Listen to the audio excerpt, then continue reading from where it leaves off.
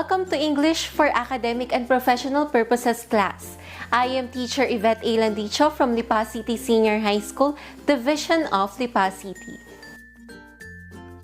I am glad to be with you in this journey as you discover new lessons through Facebook Live. Today, we will learn about academic text and its text structure. Before we start, I want to make sure that you are in a comfortable place, have the copy of your module in EAPP, your answer sheets, together with a pen and your notebook for noting important details. Alright, I think you're ready. Let us start the lesson. What have you written so far? Have you experienced writing about your summer vacation or your Christmas vacation? Have you already started writing a title for your thesis? Or you have been assigned to do a book review or a reaction paper? Or maybe you asked to write poems, skits, or letters. But have you really pondered on the difference of the various writing outputs that you have done? Poems, skits, letters, compositions about your Christmas and summer vacations are examples of non-academic text. Non-academic text may be considered that writing which is personal, emotional, impressionistic, or subjective in nature. It can be more informal in tone and may even rely more heavily on emotional appeal or opinions of the author. On the other hand, a book review, a reaction paper, and a thesis are examples of academic text. And it will be our focus for today's discussion. Academic text is defined as critical, objective, specialized text written by experts or professionals in a given field using formal language. This means that academic texts are based on facts with solid basis. Academic writing, therefore, is generally quite formal, objective, and technical. It is formal by avoiding casual or conversational language, such as informal vocabulary or contractions. For example, instead of the word don't, write do not. It is impersonal and objective by avoiding direct reference to people or feelings, and it is based on facts and not opinions. And it is technical by using vocabulary specific to the discipline. To be a good academic writer, you need to learn the specific styles and structures for your discipline. What are some academic disciplines? The different strands or tracks in your school are just part of academic discipline. For example, business, social studies, humanities, natural and applied sciences. You need to be familiar on them because there are specific words or vocabulary which are only suited for a specific discipline.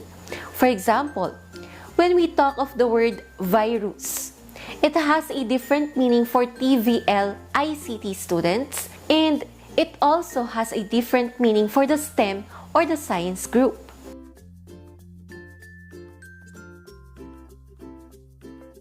One of the examples of academic text is the literary analysis. A literary analysis essay examines, evaluates, and makes an argument about a literary work. As its name suggests, a literary analysis essay goes beyond mere summarization. It requires careful, close reading of one or multiple texts and often focuses on specific characteristic, theme, or motif. Another example of academic text is a research paper. A research paper uses outside information to support a thesis or make an argument. Research papers are written in all disciplines and may be evaluative, analytical, or critical in nature. Common research sources include data, primary sources, and secondary sources. Writing a research paper involves synthesizing this external information with your own ideas. Dissertation is also an example of academic text. A dissertation or thesis is a document submitted at the conclusion of a PhD program. The dissertation is a book-length summarization of the doctoral candidate's research.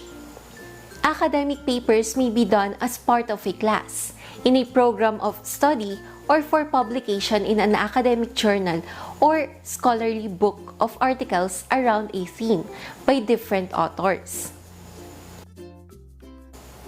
Other examples of academic text are books and book reports, translations, conference paper, academic journal, abstract, and explication.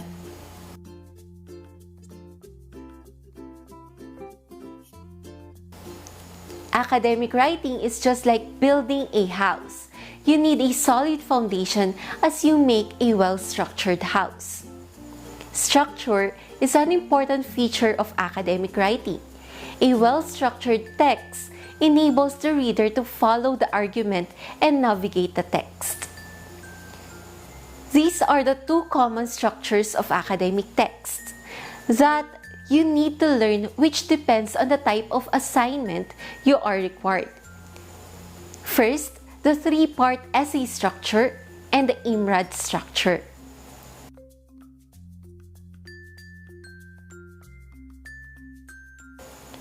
The three-part essay structure is a basic structure that consists of introduction, body, and conclusion. Introduction.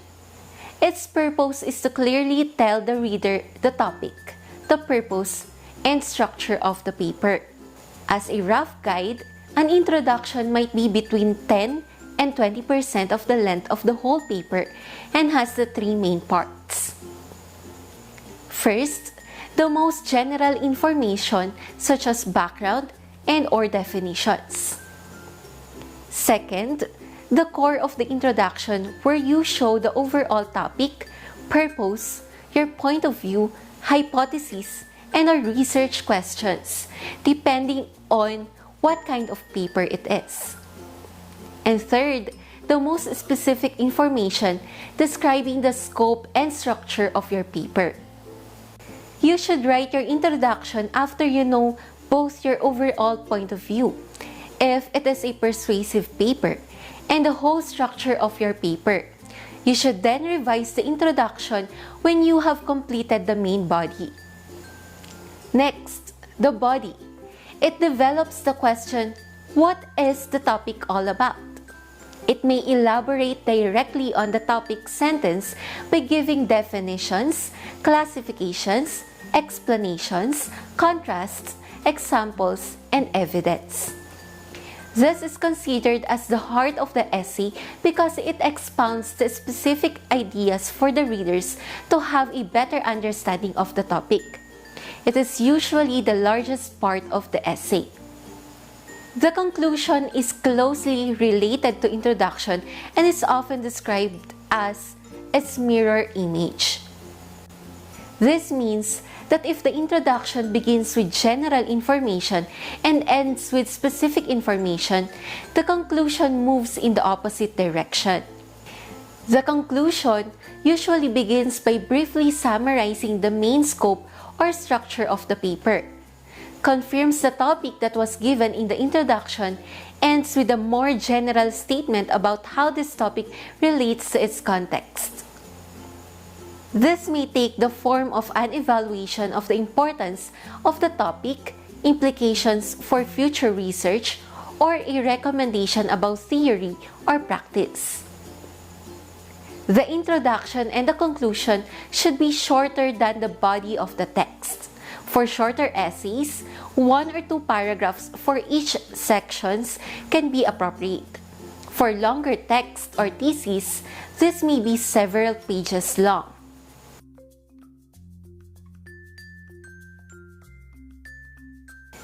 Now, in writing your thesis or dissertation, we have the so-called IMROD structure. The sections of the IMROD structure are introduction, methods, results, and discussion. The introduction usually depicts the background of the topic and the central focus of the study. The methodology lets your readers know your data collection methods, research instrument employed, sample size, and so on.